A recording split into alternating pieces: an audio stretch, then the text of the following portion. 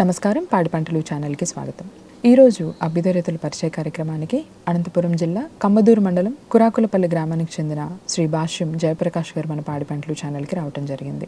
వీరు గత 15 సంవత్సరాలుగా దానిమ్మ పంటను సాగు చేస్తూ మేలైన యాజమాన్య పద్ధతులు పాటిస్తూ తోట రైతులకు ఆదర్శంగా నిలుస్తూ ఉన్నారు. ఇప్పుడు దానిమ్మ పంటలో వీరు పాటిస్తున్న యాజమాన్య పద్ధతుల గురించి మన పాడి పంటలు ఛానల్ ద్వారా వివరిస్తారు.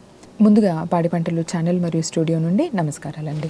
నమస్కారం. దానిమ్మ మీరు ఏ రకం సాగు చేస్తున్నారండి? అదేవిధంగా ఎంత విస్తీర్ణంలో సాగు చేస్తున్నారు? మేము 30 ఎకరాలుగా సాగు చేస్తున్నాం మేడం.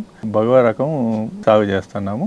మేము 15 సంవత్సరాల నుంచి దానిమ్మ పండిస్తున్నాం మేడం. సాధారణంగా దానిమ్మ పంటలో ఎటువంటి పురుగు తెగులు ఆశిస్తూ ఉంటాయండి? వాటిని మీరు ఏ విధంగా నివారిస్తున్నారో ఒకసారి చెప్పండి.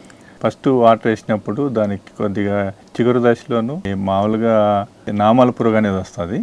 ఆ నామాల పురుగుకి మేము క్లోరోపైరిఫాస్ వాడుతూ ఉంటాం మేడం.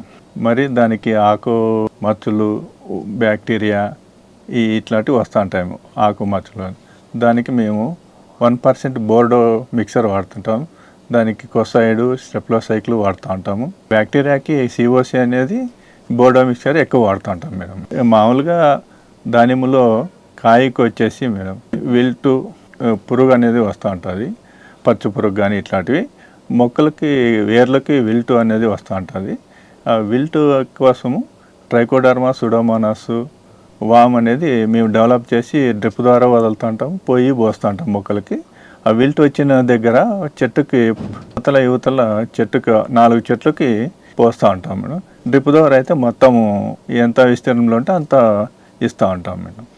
అదే ఇప్పుడు బ్యాక్టీరియా కానీ ఆంత్రాకోస్ కానీ అట్లా మచ్చ తెగులు వచ్చే దానికి మామూలుగా 1% బోర్డో వాడుతూ ఉంటాము, నేటివ్ వాడుతూ ఉంటాము, బావిస్టోను, ఎంపాటి ఇట్లాంటివి వాడతాం మేడం. తెగులు బట్టి వాడుతూ ఉంటాం మేడం.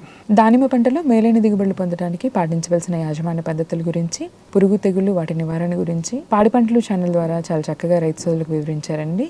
ధన్యవాదాలు.